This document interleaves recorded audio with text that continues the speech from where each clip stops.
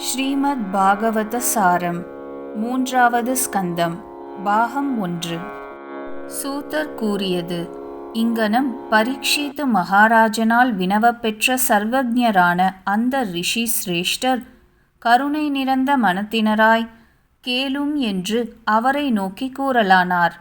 Sri sugar கூறியது: ஜகத்குருவும் பார்த்தரால் தூதனுப்பப்பட்டவருமான ஸ்ரீ கிருஷ்ண பகவான் அரச சபையில் கூறிய சொற்கள் எவையோ அவை புண்ணிய புருஷர்க்கு அமுதமாய் விளங்கிய போதிலும் புண்ணியம் சிறிதுமின்றி அழிந்து போனவரான திருதராஷ்டிர மகாராஜன் அச்சொற்களை எப்போதும் மதிக்காமற் போனாரோ, இரகசிய ஆலோசனைக்காக தமையனாரால் அழைக்கப்பட்டு அரண்மனை சென்ற விதுரர் ஆலோசனை வல்லவர்களால் விதுர நீதி என போற்றப்படுவதை எப்பொழுது திருதராஷ்டிரருக்கு கூறினாரோ, அதாவது பாண்டவர்க்கு நீர் செய்துள்ள தீங்கு சகிக்க முடியாதது, அதனால் பீமசேனன் தம்பிமார்களுடன் மலைப்பாம்பு போல் ரோஷத்தால் சீறிக் கொண்டிருக்கிறான், அதை கண்டு நீர் அஞ்சியது போதும், பொறுமையுடன் இருக்கும் அஜாத சத்ருவுக்கு பாகத்தை கொடுத்துவிடும். பாண்டவர்களை பகவான் முகுந்தர் ஆதரிக்கிறார். பகவானை எல்லா தேவர்களும் பிராமணர்களும் ஆராதிக்கின்றனர். இப்பொழுது அவர் அரசர்களையெல்லாம் ஜெயித்து யது வீரர்களால் போற்றப்பட்டு தனது புரியாகிய துவாரகையில் விளங்குகின்றார். ஆகையால் பகவானுடைய திருவுள்ளத்தின்படி பாண்டவர்க்கு பாகத்தை கொடுத்துவிடும். கிருஷ்ணனிடத்திலிருந்து விலகிய உம்மிடமிருந்து லக்ஷ்மி விலகிவிட்டாள். புருஷோத்தமன் துவேஷம் எனும் தோஷமே உருவெடுத்து வீட்டிற் புகுந்தாற்போலுள்ள எவனை பிள்ளை என்று கருதி போஷிக்கிறீரோ, அந்த அமங்கல வடிவினனை குலத்தின் க்ஷேமத்திற்காக விலக்கிவிடுவீராக. சாதுக்கள் போற்றும் குணமுடைய விதுரர் இங்கனம் கூறியதை கேட்ட துரியோதனன் பொங்கும் கோபத்தால் உதடு துடிக்க தம்பிமார்களுடனும் கர்ணன் சகுனி முதலியவர்களுடனும் அவரை நோக்கி, தாசி புத்திரனும் கபடனும் ஆகிய இவனை இங்கே கூப்பிட்டது யார்? எவர்களுடைய பிண்டத்தால் வளர்ந்து கொழுத்தானோ அவர்களுக்கு பிரதிகூலனாகவும் எதிரிகளுக்கு அனுகூலனாகவும் இருக்கின்றான். உயிர் மட்டும் உடையவனாக இவன் விரைவில் வெளியேற்றப்படட்டும். அப்போது அவர் இவ்விதம் காதுகளில் பாய்ந்த கொடிய சொல் அம்புகளால் சகோதரர் முன்னிலையில் தாக்கப்பட்ட போதிலும் மனம் கலங்காதவராய் மாயையின் மகிமையை வெகுவாக வியந்து கொண்டு தாமாகவே வில்லை வாயிலில் வைத்துவிட்டு அரண்மனையை விட்டு வெளிக்கிளம்பினார். குரு வம்சத்தின் புண்ணிய வசமாய் தோன்றிய அவர் அங்கனம் ஹஸ்தினாபுரியனின்று வெளிச்சென்று பகவான் ஆயிரக்கணக்கான மூர்த்திகளில் எங்கெங்கு கோயில் கொண்டுள்ளாரோ, எங்கெங்கு அவர் திருவடிகளினின்று பெருகும் புண்ணிய தீர்த்தங்கள் உளவோ அந்தந்த க்ஷேத்திரங்களை நாடி புண்ணியத்தை விரும்பியவராய் முறையே சென்றார். அங்கனம் செல்லுகையில் செழிப்பான சௌராஷ்டிரம், சௌவீரம், மத்ஸ்யம், குரு, ஜாங்கலம் முதலிய நாடுகளை கடந்து நாளடைவில் எப்பொழுது யமுனை வந்து சேர்ந்தாரோ அப்பொழுது அங்கு பாகவதரான உத்தவரை சந்தித்தார். வாசுதேவரையே பின்பற்றுபவரும் பரமசாந்தரும் பிரகஸ்பதியிடமிருந்து நீதி சாஸ்திரங்களை கற்றுணர்ந்தவரும் உலக பிரசித்தரும் ஆகிய அவரை அன்பின் மிகுதியால் இருகத் தழுவி பகவானால் பரிபாலிக்கப் பெற்ற உற்றார்களின் க்ஷேம சமாச்சாரத்தை வினவினார். அன்பரே, பிறவி அற்றவராயினும் எவர் தன்னை சரணாய் கொண்ட எல்லா லோகபாலர்களையும் தன் அதிகாரத்தில் நிற்பவர்களையும் அனுகிரகிப்பதற்காக எதுகுலத்தில் அவதரித்துள்ளாரோ பரம பாவனமான கீர்த்தியையுடைய அவரை பற்றிய சமாச்சாரத்தை கூறுங்கள் என்றார். இங்கனம் விதுரரால் பிரியத்துக்கு உறைவிடமான கிருஷ்ணனுடைய சமாச்சாரத்தை கூறும்படி கேட்கப்பட்ட பாகவதரான உத்தவர் ஈஸ்வரனை நினைத்து கொண்டு பிரிவாற்றாமையினால் கலங்கினவராய் பதில் கூற முடியாதவராகி இருந்தார். 5 வயதில் எவருடைய பூஜையை குழந்தை விளையாட்டாக செய்யும் இன்பத்திலாழ்ந்து தாயாரால் காலை சாப்பாட்டுக்கு வருந்தி அழைக்கப்பெற்றும் அதை விரும்பவில்லையோ அந்த உத்தவர் அவருடைய சேவையிலேயே நாளடைவில் மூப்பெய்திவிட்ட இப்பொழுது நாயகனுடைய திருவடிகளையே தியானிப்பவராய் அவரை பற்றி வினவப்படினும் எப்படி மனத்தை வெளிநாட்டத்தில் புகுத்தி பதில்தான் சொல்லுவார்? தீவிரமான பக்தி யோகத்தால் கிருஷ்ணனுடைய திருவடிகளினின்று பெருகும் ஆனந்தாமிருதத்தில் இடையராது மூழ்கி மெய் மறந்துவிட்ட அவர் ஒரு முகூர்த்தம் மௌனமாக இருந்தார்.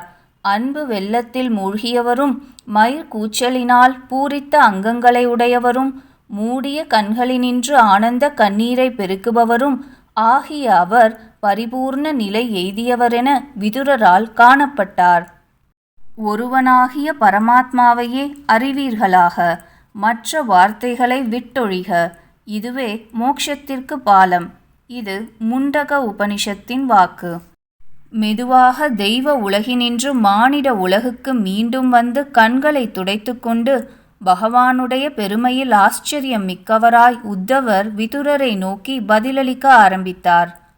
உத்தவர் கூறியது: கிருஷ்ண சூரியன் மறைந்தபின் எவர்கள் இருளில் ஆழ்ந்தார்களோ, காலம் என்னும் மலைப்பாம்பால் எவர்கள் விழுங்கப்பட்டார்களோ, அதனால் பெருமை இழந்தவர்கள் ஆனார்களோ, அப்படிப்பட்ட எமது குலத்தவரின் க்ஷேம சமாச்சாரத்தை பற்றி நான் என்ன சொல்லட்டும்? அந்தோ இந்த உலகம் துர்பாக்கியமானது. அதிலும் யாதவர்கள் மிகுந்த துர்பாகியசாலிகள். பகவானுடன் கூடி வாழப்பெற்றும் நீரில் பிரதிபலிக்கும் சந்திரனை மீன்கள் உணரமாட்டாது தங்களைப் போல் ஜந்து என்று எண்ணினாற்போல் இவர்கள் அவரை உணரவில்லையல்லவா? தவஞ்செய்து அறியாதவர்களும் கூட கண்கொள்ளா காட்சியாக காணும்படி தம்மை காட்டுவித்து தமது வடிவையும் உலக மக்களின் கண்களையும் கவர்ந்து கொண்டு எந்த பகவான் மறைந்துவிட்டாரோ அவரை பற்றி நான் என்ன சொல்லட்டும்? ஒரு சமயம் துவாரகாபுரியில் விளையாடி கொண்டிருந்த யாதவ சிறுவர்களாலும் போஜ சிறுவர்களாலும் கோபமூட்டப்பட்ட முனிவர்கள் பகவானுடைய திருவுள்ள குறிப்புக்கிணங்க சாபம் கொடுத்தனர். அதற்கு சில மாதங்களுக்கு பின் விஷ்ணிகளும் போஜர்களும் அந்தகர்களும் விதியினால் மதி இழந்தவர்களாய் வருவதை அறியாமல் மகிழ்வுடன் தேர்களில் ஏறிக்கொண்டு பிரபாசத்திற்கு சென்றனர். அங்கு நீராடி அந்த புண்ணிய தீர்த்தத்தால் பித்ருக்களுக்கும் தேவர்களுக்கும் ரிஷிகளுக்கும் தர்ப்பணம் செய்து சிறந்த பசுக்களை பிராமணர்களுக்கு தானம் செய்தனர். அவர்களுடைய அனுமதி பெற்று போஜனம் செய்தபின் விதி வசத்தால் மதுபானம் செய்து அதனால் அறிவிழந்து ஹிருதயத்தை பிளக்கும் வசைமொழிகளை பேச ஆரம்பித்தனர். குடியின் தோஷத்தால் மதிக்கெட்ட அவர்களுக்கு சூரிய ஆஸ்தமன காலத்தில் மூங்கிலில் தீப்பற்றி அழிவு ஏற்படுவது போல் அழிவு ஏற்பட்டது. அங்கனம் தமது மாயையின் போக்கை கண்ணுற்ற பகவான் சரஸ்வதி நதியில் ஆச்சமனம் செய்து ஒரு மரத்தடியில் அமர்ந்தார்.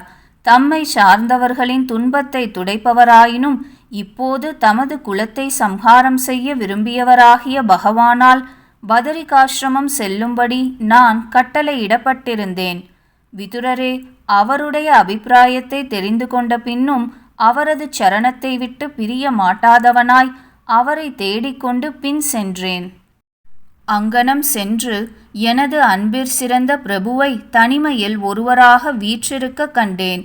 ஆශ්‍රயமற்றவராயினும் சரஸ்வதி கரையில் தமக்கு ஆශ්‍රயத்தை கல்பித்து கொண்டவரும் திருவிற்கு ஆශ්‍රயமானவரும் ஷியாம சுந்தரரும் விமலரும் சாந்தமான சிவந்த கண்களையுடையவரும் 4 புஜங்களுடனும் மஞ்சட் பட்டாடையுடனும் விளங்குபவரும் இடது துடையில் வலது சரணார விந்தத்தை பொருந்தி பின்புறம் உள்ள இளம் அரசமரத்தில் சாய்ந்திருப்பவரும் அன்னபானத்தை துறந்தவராயினும் மெலிவடையாமல் ஆனந்த பூர்ணராய் விளங்கியவருமாகிய அவரை கண்டு ஆனந்தித்தேன்.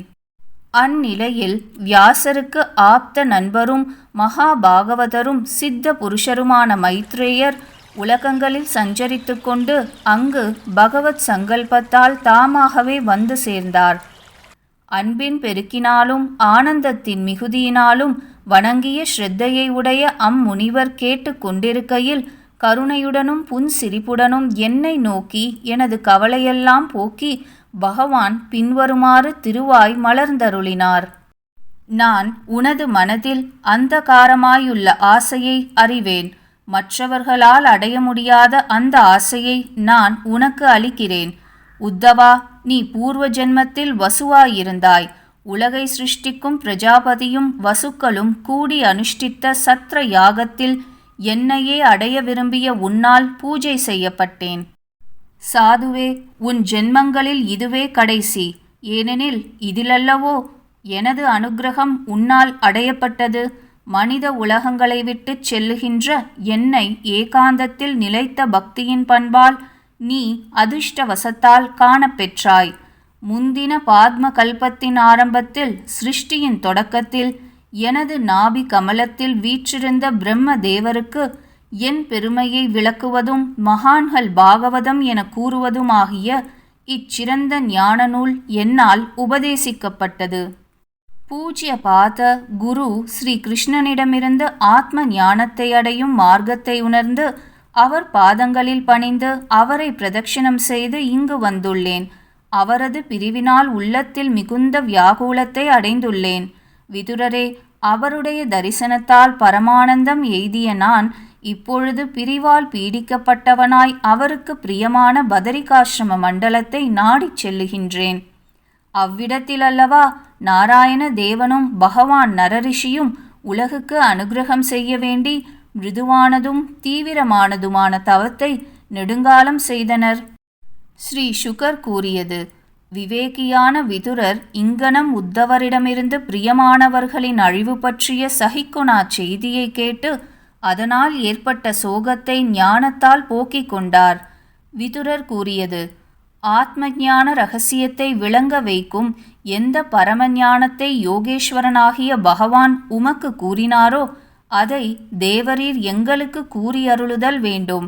விஷ்ணுவின் அடியார்கள் தமது அடியார்களுக்கு நன்மை புரிதற்காகவே என்றோ சஞ்சாரம் செய்கின்றனர். உத்தவர் கூறியது. விதுரரே, தத்துவ ஞானோபதேசத்தின் பொருட்டு உம்மால் ஆராதிக்கப்பட வேண்டியவர் மைத்ரேய ரிஷி அல்லவா?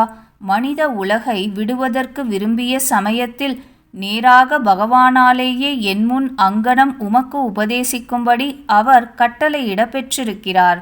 விதுரரே, புண்ணியம் செய்தவர்கள் அந்திய காலத்தில் பகவானை நினைப்பர். ஆனால் பகவான் தன் அவதார முடிவில் உம்மை நினைத்தார். உமது புண்ணியம் அளவில் அடங்காதது.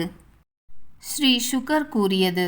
இவ்விதம் உத்தவர் விதுரருடன் விஸ்வமூர்த்தியான பகவானுடைய குணங்களை பேசியதால் உண்டான ஆனந்த அமுத பெருக்கால் பிரிவாற்றாமையால் ஏற்பட்ட மன வருத்தம் தீரப்பெற்று யமுனை மணற்திட்டில் இரவை ஒரு கணம் போல் கழித்துவிட்டு அங்கிருந்து பதரிகாசிரமத்தை நோக்கி கிளம்பினார். கடல் வருமதியினை கண்டு கண்டு மீன் இடைவரு ஜந்துவென்றெண்ணுமாறு போல். இது ஆரிய புலவர் வாக்கு. கறவைகள் பின் சென்று கானம் சேர்ந்துண்போம், அறிவொன்றும் இல்லாத ஆய்குலத்து உன்தன்னை பிறவி பெருந்தனை புண்ணியம் யாமுடையோம். இது திருப்பாவை வாக்கு.